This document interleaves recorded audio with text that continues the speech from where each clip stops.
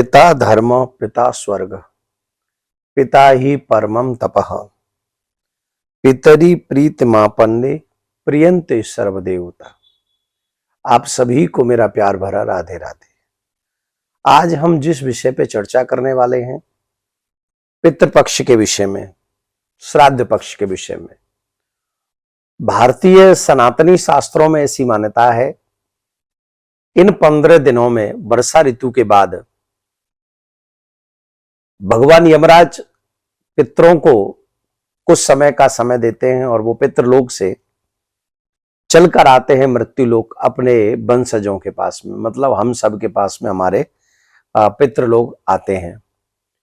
नाना प्रकार के रूप बनाकर आते हैं, पक्षी इत्यादि का रूप बनाकर वो आते हैं।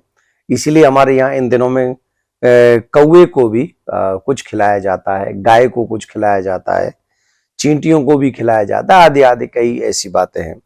तो हम आपको प्रमुख प्रमुख बातें बताते हैं कि आप लोगों को क्या क्या सावधानी रखनी है, और ये चीजें बहुत विशेष हैं। आप अगर चाहते हैं कि हमारे देवताओं का, पितरों का हमारे ऊपर आशीर्वाद बना रहे, तो इसके लिए जरूरी है कि हमारा व्यवहार भी वैसा ही बना रहे। हमारा व्यवहार कैसा होना चाहिए? तो हमारा व्यवहार यह होना चाहिए, इन 15 दिनों में मर्यादित जीवन हमको जीना है। मर्यादित जीवन मतलब घर में ज्यादा क्रोध ना हो, क्लेश ना हो, मांस आहार ना हो, ड्रिंक ना हो, हम लोग जो नशा वशा करते हैं ऐसा कुछ व्यवहार ना हो।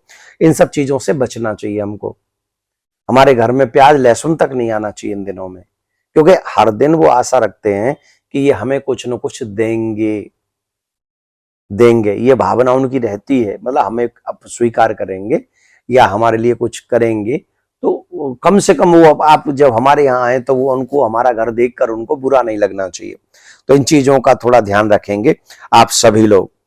कहते हैं कि पितृपक्ष में किसी भी तरह का मांगलिक कार्यक्रम नहीं होता, जैसे शादी नहीं होती, सगाई नहीं होती है, कोई भी मांगलिक कार्य जो है वो होते ही नहीं है, गृह प्रवेश नहीं हो सकता है, और भी कई ऐसी चीजें हैं जो शादी, मुंडन, सगाई, गृह प्रवेश जैसे मांगलिक कार्य नहीं होते, क्योंकि इन दिनों में हम ऐसा मानते, सनातन ऐसा मानता है कि पितृ शोक का समय रहता है, इसलिए हम लोग ये सब नहीं करते हैं।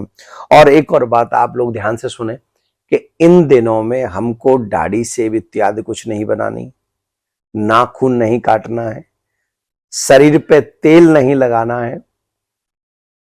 मान्यता तो यह है कि साबुन, शैम्पू इत्यादि का भी प्रयोग हमको इन दिनों में नहीं करना चाहिए, पर स्पेशली जिस दिन श्राद्ध हो हमारे घर में किसी का, उस दिन तो कदाचित कदापि नहीं, ये सब प्रयोग नहीं करना चाहिए। लेकिन दाढ़ी बनाना, शेव करना, बाल काटना और नाखून कटवाना ये पूर्णतः वर्जित है। इस पे कभी भी हम लोगों को ये कार्य नहीं करना चाहिए।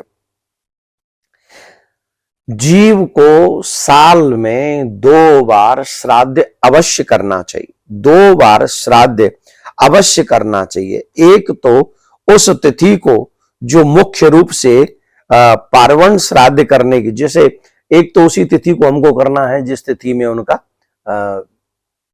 देहांत हुआ है, शरीर छोड़ा है, शरीर शांत हुआ है, उसी में वार्षिक श्राद्ध हमको उसी तिथि में करना चाहिए जिसमें मृत्यु होती है।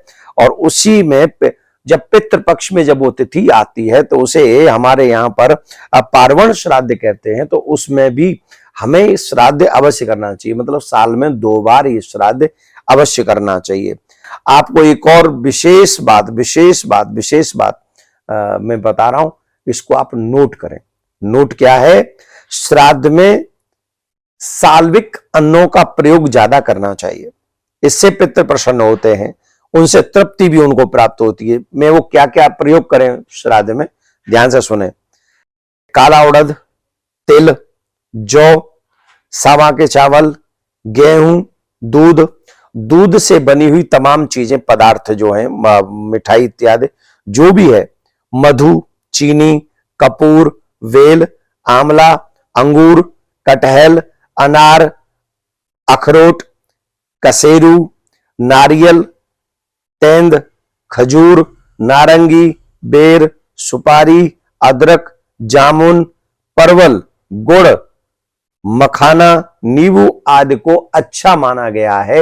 इनका प्रयोग आप श्राद्ध पक्ष में अवश्य करें, भोजन में अवश्य करें, रसोई शुद्ध रखें, पवित्र रखें। मैं एक ही वीडियो नहीं बना रहा हूं, क्योंकि एक वीडियो बनाऊंगा तो बहुत लंबा हो जाएगा। मैं ऐसे वीडियो बहुत कई बनाऊंगा, लेकिन ये एक वीडियो में मैं शॉर्ट आपको बता रहा हूं। ये शुद्ध चीजें हो गई जो मैंने आपको बताई हैं। इसके बाद जिनका प्रयोग नहीं करना है, कोदो, चना, मसूर, कदली, सत्तू, काला जीरा, टेटी, कचनार, कैथ, खीरा, लौकी, पेठा, सरसों, काला नमक, वह कोई भी बासी, गला सड़ा, कच्चा, अपवित्र और अन्न श्राद्ध पक्ष में प्रयोग नहीं करना चाहिए। कल की बनी हुई चीज कभी भी गलती से भी श्राद्ध पक्ष में इस्तेमाल आप लोग न करें। इसके अलावा जो अलग अलग और विशेष लाभदायक चीजें होंगी वो मैं आपको आने वाले वीडियो में बताऊंगा। आप उन्हें स्वीकार करें। इस वीडियो को ज्यादा से ज्यादा लोगों तक पहुंचा दें। राधे राधे।